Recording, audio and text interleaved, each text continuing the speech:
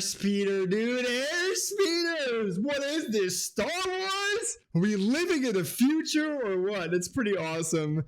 What is up, my busy buddies? It's me, Go Joe, and this is Too Busy Didn't Know, the podcast and show where I take the best science, business, technology, startup news, combine it into a glass container, shake it up, put it over ice, and serve it to you in little drinkable chunks. This week, I've got all sorts of stuff to go over, including Google's first store, some brain-computer interface stuff, more space news, and a whole lot more. And I want to remind you before we jump into the show, this is a visual show, so if you are listening on Spotify or in the podcast form, know that a lot of what I'm talking about you can actually see if you go on YouTube. But if you're watching on YouTube, good on you. You got this. It's a visual show and podcast, but it still works as an audio form. Regardless, let's get you caught up. Welcome again to the show. I'm going to get the begging out of the way in the beginning. Please like, comment, subscribe, and do all that stuff. Clip out a short, share it with a friend. Help me grow this channel and keep delivering you good content because honestly, your feedback, it kind of powers me a little bit. Let's jump right into it. The first story here is from Google, and it sounded like I said the first store here is from Google, but that's what we're talking about. Google's first store, you can see here, big windows on the building in New York. It looks gorgeous, honestly. It's a nice building. They've got the Google stuff on the front of it. It says Port of New York Authority Island Terminal #1, big old Google store. Clearly they're trying to rip off Apple's vibe here though. If you look at some of the pictures here, you can tell that they really want to give off this Apple vibe. It looks very natural, it looks appealing, and they have this weird like black frame stuff going around some of their desks. When you were a kid, we played with this like bead escape toy or this bead maze toy. I'd probably put up an image of it, but if you remember playing with this bead escape toy, it kind of reminds me of that, like that sort of design aesthetic. If you want to check it out, it's over in New York City. Google clearly biting off of Apple here, as they do in breakdancing. Biting. You guys are biting, man. Next up, we've got Spotify. They announced something this week, and I want to talk about Spotify because I actually think it's one of the better investments you can make right now in the stock market. Spotify's stock has been steadily growing as they have introduced new features and entered into different audio spaces like podcasting. And now they just finally launched their, I guess, Clubhouse rival, these live audio chat rooms, and it's called Spotify Greenroom. They plan on, I guess, bringing artists to do sort of like Greenroom concerts where people can come in and listen and interact with the artists. But it started from an app called Locker Room. It was a sports-based live audio chat room where you could go in and talk about, I guess, the teams that you liked and followed. And now they've turned it into not only sports talk, but any sort of conversation. That's called Spotify Greenroom. And I gotta say, this was an incredible turnaround time. So Spotify bought this company, or at least it was announced in March of this year, we're now 2 months later at the end of June, and they've already integrated this feature into their app. It's pretty crazy how quickly they did it. Recently, Spotify also acquired a podcasting company called Pods, and I can see them using Pods to move into a social audio space. It's very interesting. This is already a social audio move, so I think they're making big plays here, and I really believe that Spotify will be able to pull it off, and it will be a valuable stock in the future. So if you want to take that advice, feel free. I might be buying some Spotify stock myself. I haven't yet, but I'm definitely looking into it. Moving into a more hardware focus here, this company out of Israel claims that they've made this amazing camouflage that almost makes soldiers invisible, and they put out a video. Let's check out the video and see what they mean. They're saying it's an invisibility cloak. I have my doubts, but I really want to check it out. They've developed Kit 300, a unique material for multispectral concealment. Can you see me? What is going on? Oh my god, dude. She just comes out from behind the bush. That's hilarious. We can see you. How about now? What you see behind me are not real rocks. Dude, they had to pause filming, and somebody had to come up with that idea, and then she had to be like, yeah, that's a good idea. I'm going to go hide behind that bush for this camouflage story. These are hollow, and it's made out of the special TVC material that Polaris Solutions developed, which can also double up as a stretcher. TVC stands for Thermal Visual Concealment. It's used in counter-surveillance for a wide variety of military purposes. So they didn't make an invisibility cloak. They made a rock. They made a fake rock that I guess, I don't know, that is moldable? It's part of what Polaris Solutions calls Concept 300, known internationally as Jaghide. According to the company, there's nothing else like it on the market today. Concept 300, a rock that you can carry as a backpack. Each Kit 300 sheet has two sides of coloration, one for dense vegetation and the other for more desert-like landscapes. It can be molded into three-dimensional shapes and can also provide shelter. Okay, so that's pretty cool. This thing can be molded into three-dimensional shapes, and it can hide the soldiers behind it from thermal cameras. That is actually pretty neat, but not really an invisibility cloak. Unless... Though TVC is unique, Canadian tech company Hyper Stealth has come up with its own incredible... Yo, did you see that guy just walk out? ...is unique. Canadian tech company Hyper... Dang, dude, if that was off in the distance, you would have no idea that sheet is there. That is some invisibility cloak shit right there. Call up Harry Potter, because we got a Deathly Hollow on our hands. Pretty cool, though, that soldiers can now mold a defense against thermal imaging and kind of blend in with the background. That is a very cool military development, I guess, although I'm not a big war fan, but I think it's important for soldiers, obviously, to stay protected until we start doing BattleBot style wars where we just, fight armies of robots against each other, which we may need to protect us against Facebook. They're growing all the time, and they've now discovered a new way to serve you ads, this time in virtual reality. Facebook announced that they are now serving ads in the Oculus Rift inside of Oculus Quest apps. And when I saw this, I just laughed and thought, of course they are. That's how much does that suck? So now that you can see here, it seems like they're just inserting ads randomly in 3D space inside of apps. That sucks so hard, and because Facebook owns it, there's no stopping it, and they're going to turn virtual reality and this Oculus Quest into just an advertising platform. Of course they are. Sometimes I have mixed feelings about ads. I don't mind being served ads of things that I am interested in. Like, otherwise, how would I discover products? Like, I need to be advertised to. But when you just inject it in front of me all the time, and it's just, there's something about it that just, it rubs you the wrong way, But yeah, Facebook is now putting ads inside of Oculus Quest apps. So if you are developing Oculus apps or, games of any sort, know that this option is available to help you monetize your virtual reality spaces. And speaking of advertising, the other cool kid on the block in social media is TikTok. If you are under the age of 25, you probably have a TikTok account and only a TikTok account.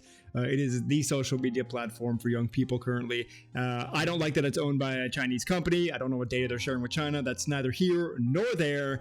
That said, they are now integrating a really interesting feature called mini apps, I guess. So they announced that if you have like a yoga video or a science video or a cooking video, you can insert these mini apps. So we'll take the example of cooking. You could actually link to the recipe that you're making. Somebody can open it up and open up another app or a mini version of the app that you're integrating with, like the Epicurious app, for example, I know is a recipe app. You could embed that in your TikTok video, and then somebody could interact with it and go over to the other app. We can see it's being used in here in Whisk. So Whisk is a recipe app, as I just mentioned. Somebody adds a link and then they choose Whisk and they add it to their video, and now what happens when somebody actually clicks on the TikTok in this GIF, once it resets, we'll see here, there's a see full recipe button. You click it, it opens up the Whisk app. I guess they've been experimenting with this for a while and have now just implemented it. And the ironic part is that Snapchat has a similar feature called Minis, which enables you to, I think, do almost the exact same thing. And it's just hilarious that all of these companies, Facebook and now TikTok, and I think other ones like Instagram and maybe even Wish or Twitter, have all in some way taken from Snapchat, who continues to be this innovation powerhouse. It's like their superpower. Snapchat innovates social media and everybody else steals it and then does it better, or it works better for them. It's so weird how they are the product development for other social media companies. That said, Snap is another stock that I'm actually particularly interested in because of their movement into the augmented reality space with their Snap spectacles, as they're going to be competing with Magic Leap and the Apple eyeglasses once we get them. So Snap, also keep a lookout. Another stock that I really like, though I have not again invested in Snap yet. And speaking of future tech and innovation, over on my GoGo Joe Show channel, which you should check out, I have a video that has done very well about brain-computer interfaces, which are these devices that connect our brains to our devices, a brain-computer interface. And there's a company that I featured in one of the videos called Kernel, who is inventing this helmet that you can see behind me. And they are finally releasing their first batch of test units to customers, and you can get yours for a smooth $50,000 US if you are interested in it. They're shipping them out soon, and apparently it can read your mind. Yeah, I'm into this. If Kernel wants to send me a video, a test unit, please send it all over. I will make a video for sure.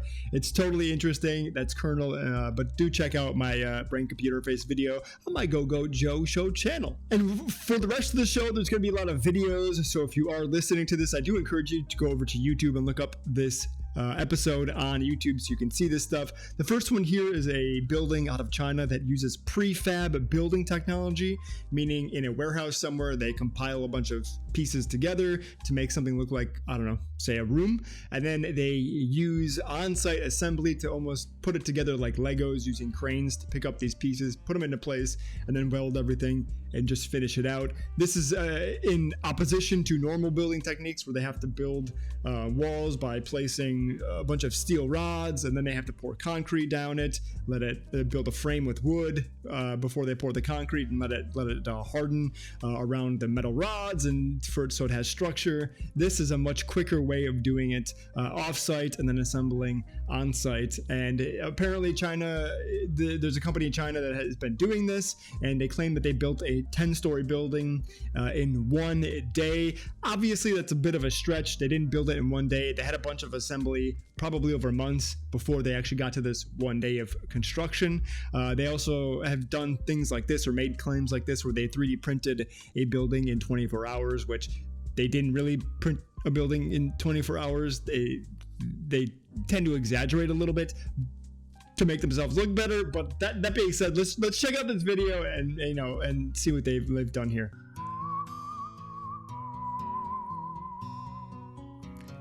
Well, they have nice music here. Yep, so it looks like they have all of these pre-made blocks, and then they just place them.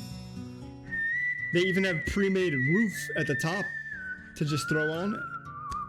And everything is, ready to go. And of course, very modern. Looks pretty nice. I mean, for a hotel, this music, oh my god, I gotta turn it down. For like a hotel, this would be a really interesting technology. I don't know if it would be really nice for like a family home, but I mean, they also don't look bad for a family home. This isn't bad at all. The window is really cool. It's spacious. Yeah, it looks pretty nice. I mean, for a quickly growing population, that they're gonna need stuff like this. And actually, I've had the privilege of visiting China, and it's crazy. If you actually take a train and you go between cities, you can see like these abandoned building construction areas where they thought there was going to be some sort of big, I don't know, boom of people coming in for a factory or for innovation or something, and then it didn't happen, and then they just have these skeletons of buildings. And it's fairly frequent when you are traveling on the Chinese countryside to see this. So this kind of, I guess, living building technology or Lego building block technology. Could be very interesting. There was a company that recently failed called Katera. Despite raising $2 billion, that's billion with a B, they still went bankrupt, which is insane that they raised that much money and failed. But they're also trying to do this prefabricated building technology, so it's not actually very easy. So it is impressive that these Chinese engineers have been able to put this together. Props to them for doing that. I'm very curious to see how this develops in the future and if places like the US and Europe kind of catch on. But moving into something a little bit more fun, this flying race car is here. So we've heard about some flying cars. They look like drones.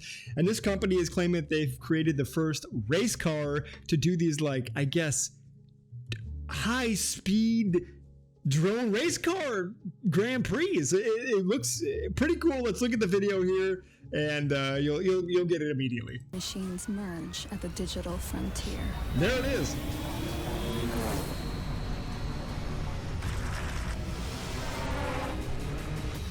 Yeah, so I mean, this is clearly a mock-up video of what's happening here, but if you're just listening, there is what looks like a very sleek, thin car, I guess, or maybe you could even say it looks like the front of a plane because it looks like it has a cockpit. Looks like a pod racer from Star Wars. And in the demo video, they have like a digital ring in the middle of a desert where these cars are racing, and it would be like a drone car race thing that you could go to and watch. I think it's pretty cool. Not often do you get new sports and new type of things, and this is definitely a new thing. They already have drone races where they have the little drones and they have to navigate it through like an obstacle course with a bunch of LED lights and RGB lights. It's pretty cool. For some reason it hasn't really caught on. The next generation of sport. Of course, next generation of sport. It's got a swappable battery This is for when... EXA, Yeah. Airspeeder's first flying car racing series. Airspeeder, dude, Airspeeders! What is this, Star Wars? Are we living in the future or what? It's pretty awesome. I don't know, check it out. In the next, maybe the next 5 years, we'll get our first Grand Prix flying car race. I think that would be totally fucking cool, dude.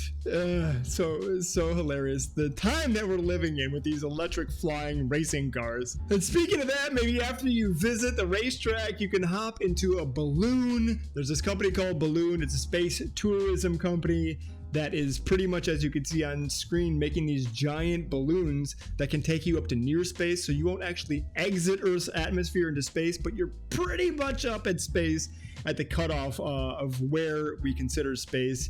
And as you can see this video here on their website of kind of the concept that they're going for here.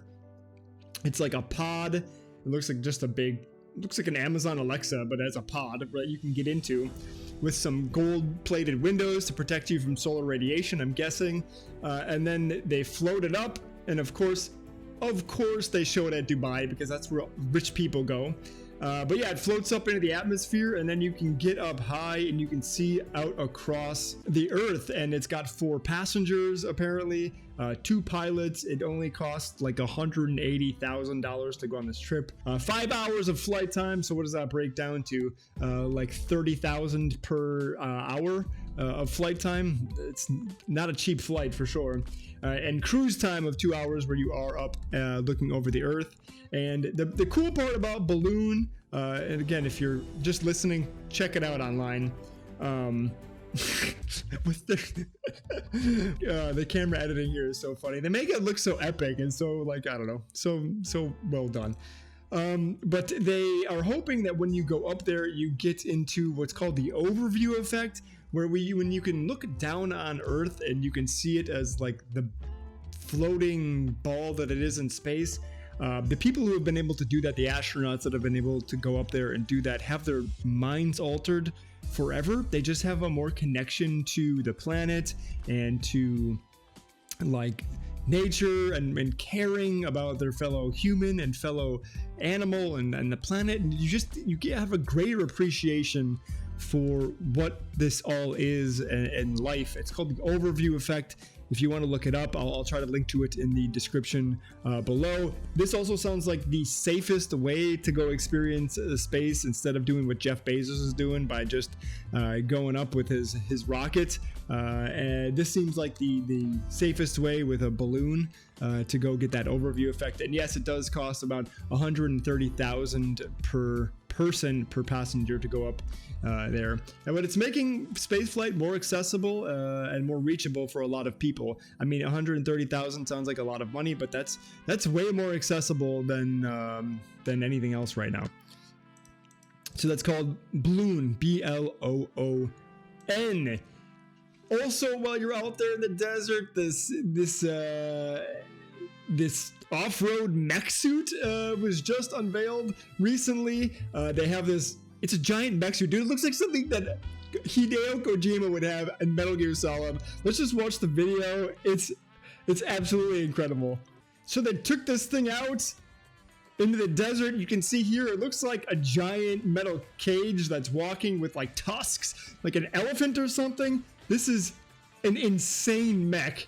It's huge, and there's a person floating in the middle controlling it. Dude, it just walked over this bush and said, "No, goodbye, bush. I'm a big metal walker." I mean, this thing could be loaded with rockets. It could have weapons on it. You could also, if it gets a little bit more stable and faster, I mean, you could also have races with this to compete with those drone flying cars. It's a very cool thing. It looks like they also have some sort of racing, because on the side you see Prosthesis Mech Racing, so maybe this even comes from a racing company. It looks very feral. It's pretty rad. Oh, I guess the tusks are for when it's resting, when you finally park it, so that the person can open the door and get out, so that it's resting so you can get out. Giant mech suit off-roading in the desert, only 13,000 views. How it didn't go viral, I have no idea. And finishing us out here, we have an announcement from Toyota with these home robotics. So we kind of all know that robotics are coming to our home. It started with the Roomba, the vacuum cleaning robot, and then things have gotten more interesting from there. We've had Alexa and Siri but Google Home enter into our houses, where we can talk to just the ether and get a response. Well, this robot vacuum cleaner is cleaning, and these smart lights are able to turn on and off at the touch of a button. And now Toyota is looking to actually move a robotic arm in to live with you to do things like chores and other stuff. And I gotta say, it's pretty incredible. So engineers at Toyota Research Institute work to advance robotics in order to help humans in an aging society, which also makes sense because Japan has a very large aging proportion. And so they have this robo selfie bot. It's hanging from your ceiling, and apparently it can recognize objects on a table and can recognize a flat surface and then pick stuff up off of that surface, which is a big ask actually for a robot.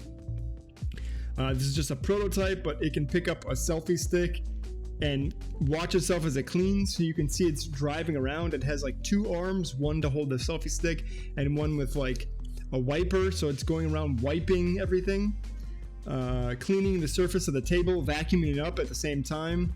It can even pick up objects that are in the way and scrub underneath it or move it so that I can finish wiping stuff down. Eventually, it can probably pick up glasses like you saw here and move it over to the dishwasher. And then at the end, when it's done, it can come over to you and take a selfie with you that it can post to social media as your little robotic selfie helper.